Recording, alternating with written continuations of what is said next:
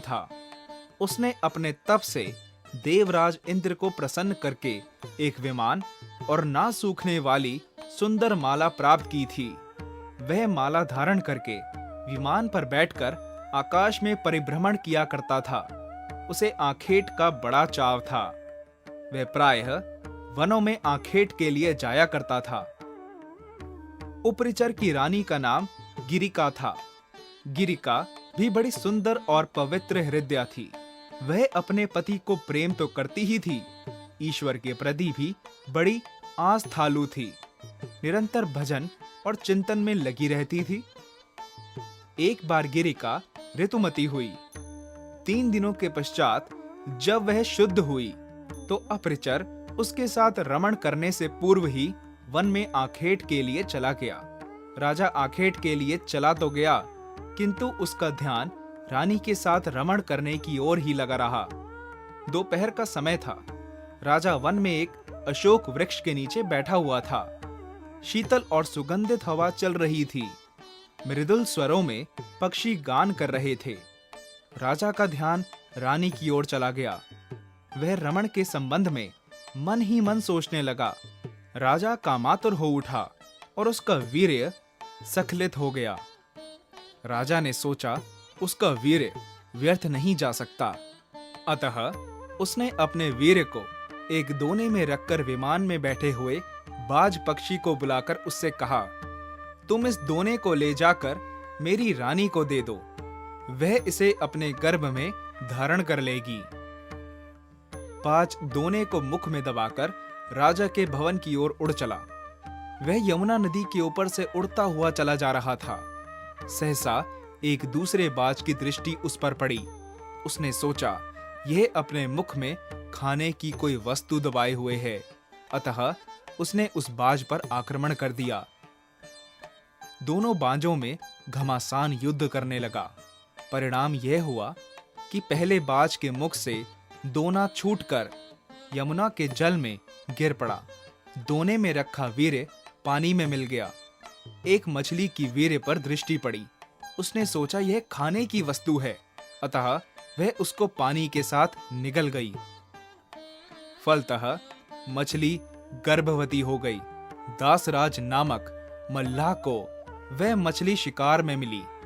जब उसने मछली के पेट को बीचों बीच से काटा तो उसके पेट से एक बालक और एक बालिका निकली। दासराज ने दोनों को अपरिचर को भेंट कर दिया। अपरिचर ने बालक को तो अपने पास रख लिया, पर बालिका को दासराज को लौटा दिया।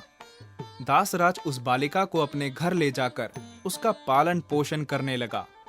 दासराज ने बालिका का नाम सत्यवती रखा।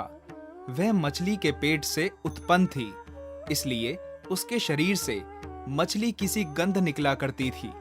अतः लोग उसे मत्स्यगंधा भी कहा करते थे। मत्स्यगंधा धीरे धीरे बड़ी हुई। वह बड़ी रूपवती थी। वह रात्रियों को अपनी नाव पर बैठकर इस पार से उस पार पहुंचाया करती थी। एक दिन दोपहर के समय महर्षि पराशर वहां जा पहुंचे। वे मत्स्यगंधा को देखकर उस पर मुग्ध हो गए। उन्होंने उससे कहा, सुंदरी, तुम्हें अपूर्व सुख मिलेगा। मैं तुम्हारे साथ रमण करना चाहता हूँ। मत्स्यगंधा ने उत्तर दिया, महर्षि, आप यह कैसी बातें कर रहे हैं? दोपहर का समय है, आसपास लोग बैठे हुए हैं। मैं आपके साथ रमण कैसे कर सकती हूँ? पराशर जी ने योग शक्ति से चारों ओर कुहरा पैदा कर दिया और बोले, अब हमें कोई नहीं देख सकेगा। तू निश्चिंत होकर मेरे प्रस्ताव को स्वीकार कर ले। मत्स्यगंधा पुनः बोल उठी, महर्षि, मैं कुमारी हूँ, पिता की आज्ञा के अधीन हूँ। आपके साथ रमण करने से मेरा कौमार्य नष्ट हो जाएगा।